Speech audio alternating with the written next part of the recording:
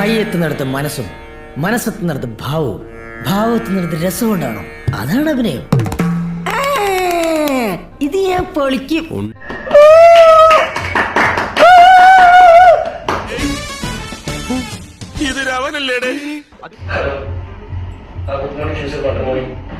Good morning sir.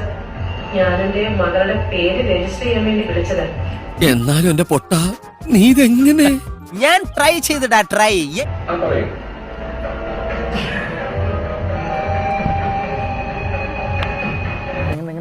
മഹാനട method acting നീ കാണാൻ പോണേള്ളു.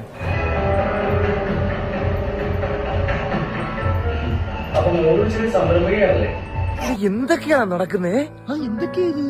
എന്തൊക്കെയാ? അങ്ങനെ ചെറുതെന്ന് പറയാൻ പറ്റില്ല. അത്യാവശ്യം ബിസിനസ് ഒക്കെ നടക്കുന്നുണ്ട്. ഏതെങ്കിലും യുവ ബിസിനസ് സംരംഭകനായ പയ്യനെ നോക്കുന്നതായിരിക്കും നല്ലത്. നമ്മൾ കരുതിയ പോലെ ചില്ലറക്കാരനല്ലവൻ. ഞാനൊരു വലിയ സംഭവം അല്ലേ? വേറെ ആരും ഇല്ലെങ്കിൽ അവരാകുമ്പോ നന്നായി ചെയ്യും. പിന്നെ ഫാമിലി രണ്ടുപേർക്കും കൂടി നന്നായി ബിസിനസ് ചെയ്യാൻ പറ്റും. എന്റെ അസീസ് നീ ആള് കൊള്ളാലോടാ. നീ കണ്ടോ എന്റെ മോൻ ലാലുവിനെ പിടിച്ചാ കിട്ടൂല.